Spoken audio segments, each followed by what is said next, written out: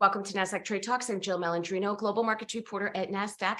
Joining me for this segment, we have Chad Anderson, SpaceX investor and managing partner of Space Capital, to discuss key findings from the second quarter Space Investment Quarterly, which measures private market equity investment activity and startup trends in the space economy for investors at the forefront. Chad, it's great to see you as always. Welcome back to Trade Talks.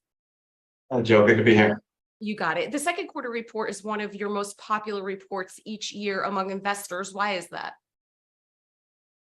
Yeah, I think it's a good read on what's been happening for the first half of the year. Usually it's a good checkpoint 6 months in.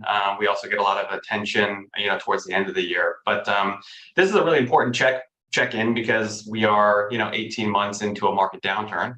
But there are some signs of stabilization that we've seen. So with another $6 billion invested in Q2, total equity investment across the space economy has now reached $280 billion into 1,800 unique companies over the past decade. So there has been this is a big curve, and there's been a lot of sustained growth even throughout this market correction.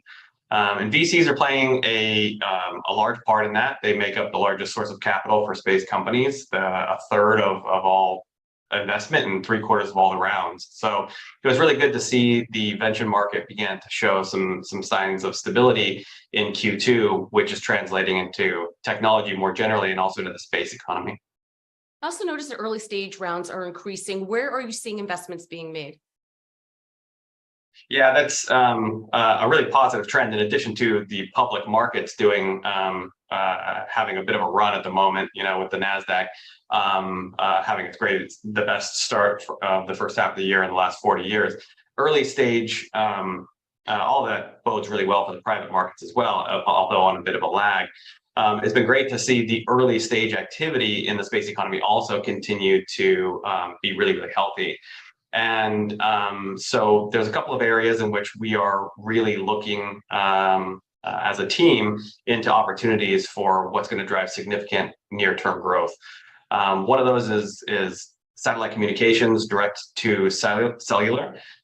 Several companies are working on this. SpaceX's Starlink has partnered with T-Mobile, and there's many others. Two, the era of spatial computing. We're very excited about Apple Vision Pro and believe that space technologies really underpin a lot of what is going to bring that capability to market. And the third is climate measurement and action, powered by geospatial intelligence and Earth imaging data from Earth observation satellites.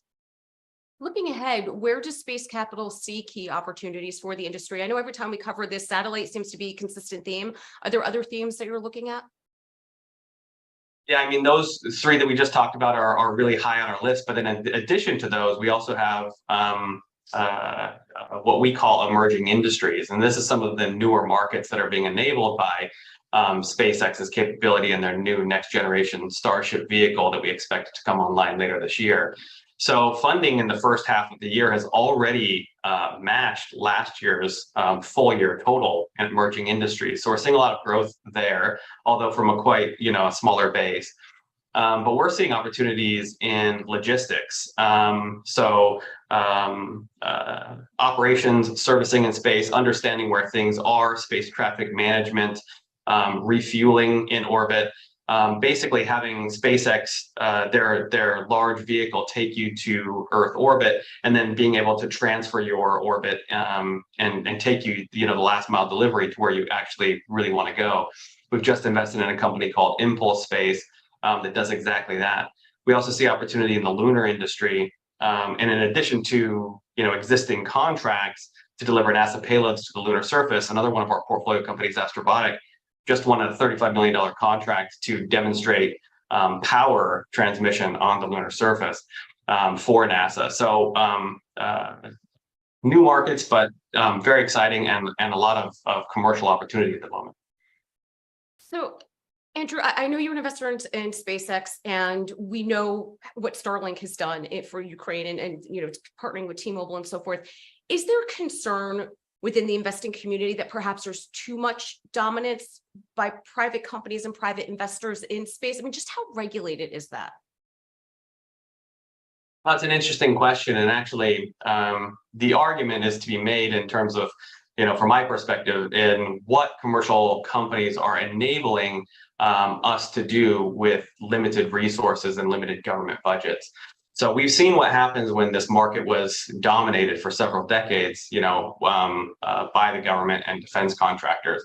It was a very limited market where we made some very significant advancements very quickly, and then began to sort of walk backwards from there. So we went from landing on the moon to then just operating in low Earth orbit, and then not even having that capability as well.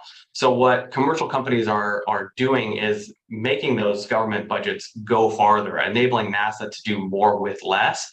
Particularly in routine services like transportation to low Earth orbit, and now extending that out to transportation to the moon, and we'll continue to hopefully see that grow across the space economy as well. But look, resources are limited, budgets are limited, and to be able to do more with less benefits the government just as it does commercial companies. All right, Chad, we appreciate the insight as always. Thanks for joining us on Trade Talks. I'm Jill Malandrino, Global Market Reporter at Nasdaq.